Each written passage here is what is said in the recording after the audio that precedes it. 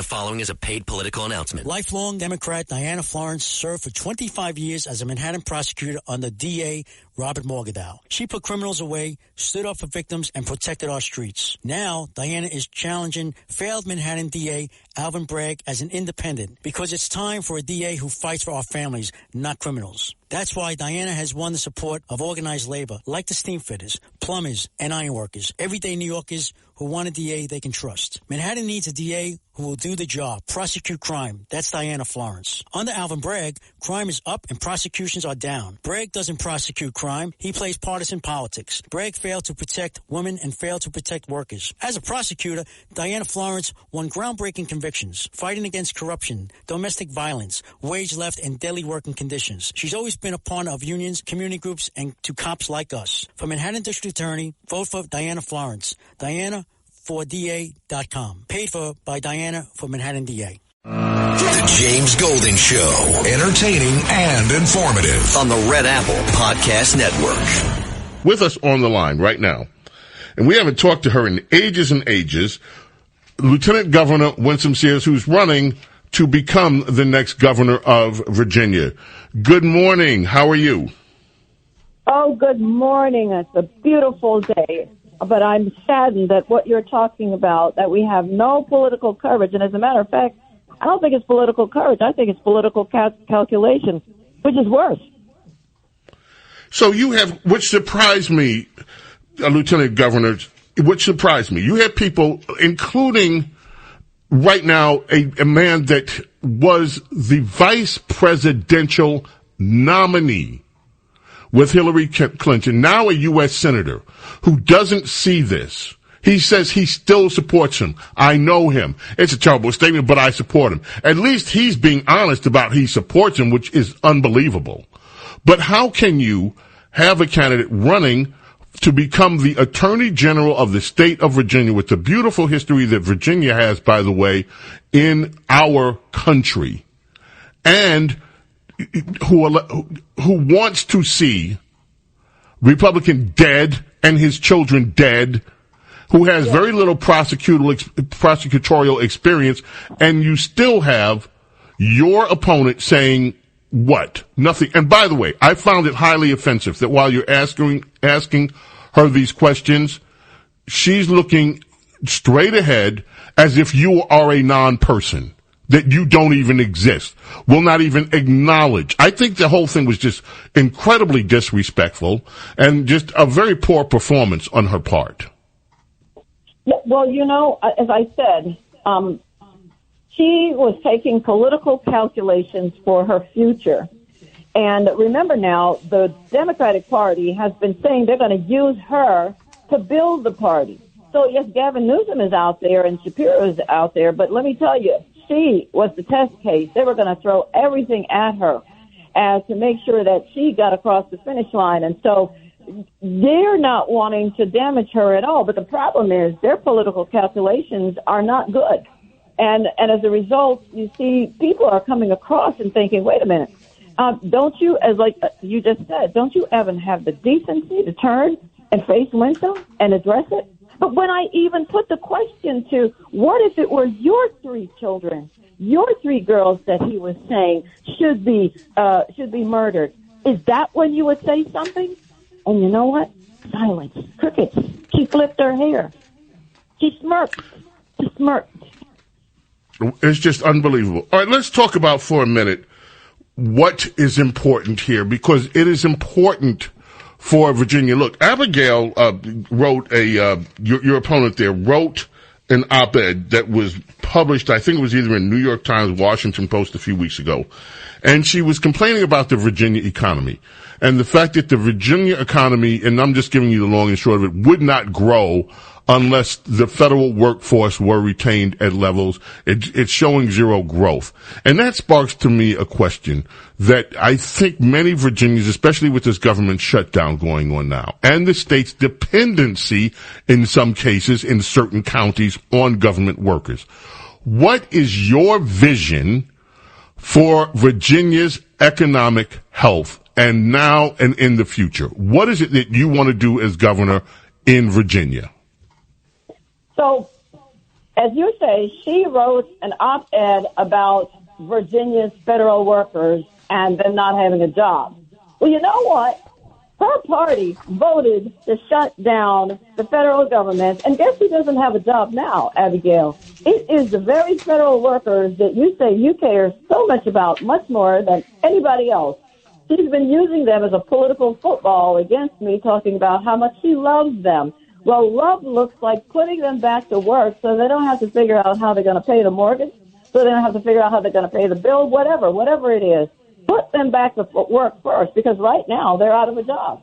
That's the first order of business. The second order of business is that we've been creating jobs in Virginia. We haven't stopped. My God, we have put more Virginians back to work than at any other time under any other administration. We have got, 276,000 people working that were not working when we came into office, because we know how to make this happen. We also have another 225,000 job openings for anybody who wants it. And by the way, up in Northern Virginia, we were wanting to create 800 jobs just over this summer. They were high-paying technical jobs that anyone could have taken. And guess what? We couldn't get the Democrat-controlled board of supervisors to agree. So those jobs went away. Why do you think that is? It's because they're again wanting to say, see, the Youngkin, Earl Sears administration doesn't care about you, cannot create jobs. Furthermore, then we have put another 15, almost 16,000 new businesses into existence that never existed when we came into office. We have lowered regulations. We have kept the right to work so that if you don't have to be forced to join a union if you don't want to. For me, that's a liberty issue. So that, if you're going to get this job, you have to join a union. If you're going to keep it, every single paycheck, you're going to have to pay a union. That's not freedom. That's not what my father came to America for. And so we know how to do this. And another way of creating jobs, which we're trying to do, and we've been very successful at, businesses need power. They need energy. And my opponent says one thing and one thing only. She only wants solar and wind. But what happens when the sun goes down every day, Abigail? Because the battery life is only 46 hours. What do we do then? Go to candles? And she only wants wind. What happens when the wind isn't blowing, Abigail? What kind of power do we get then? These people, Abigail Sandberger has no solutions. And with her, all the businesses that we've been bringing here, they will leave. So we know how to do this. She has no solutions except to run her mouth. That's what she's doing. And making political calculations which are not beneficial to Virginians but benefit her. Now, where do you think this race is headed? And we have seen polls, and to be honest, the polls have been creeping up for you and coming up. At first, I saw polls where you were 12 points down. I was concerned. I'm like, oh goodness, how did this happen? What are you telling people right now who may be demoralized by the way that this race has been cast by the allies of the Democrat Party, the mainstream press? What is your message to the voters of Virginia against what seems to be a very biased coverage of this campaign from the mainstream press? Yes, it's been biased from the beginning. The mainstream, they want her. Is it any wonder that you saw a recent survey that said in the mainstream media, only 3.5% of the mainstream media are Republicans. The rest are Democrats. Is it any wonder then you see the perspective that the media comes from? And so these polls, they've been saying all along. I mean, I've seen polls that say I'm down 20 percentage points. And the reason they do it is because they want to deflate our voters and fatigue our donors so that one doesn't come to the polls and one doesn't give. But when our internal polls have been showing that this has been a toss-up race, and even my opponent way back at the beginning of the 1st of August was telling her supporters, because we have it on video, that this is a toss-up race, and we tried to get the media to see it. They refused. They have been putting their fingers on the scale for her. And here's what we've noticed. In their polls, the Democrat polls, they're polling people who aren't even registered to vote. They're not even registered to vote. So we don't even know if they're tourists. And then they oversample the Democrats and they undersample the Republicans. Is it any wonder they get the results that they get? No, we are going to win this because the people see the grift. The people see it's not cowardice that she has, which is what I thought. No, it's political calculations of cunning and greed. That's what she's about, and that's why she stood on that stage and she couldn't answer, or she wouldn't answer, even though she knew what the right response is. Men don't belong in women's locker rooms, with girls especially, and not in our sports. And by the way, we don't want our taxes raised. We don't want our police gone. And we need to continue to create jobs. That's what Virginians are going to vote for.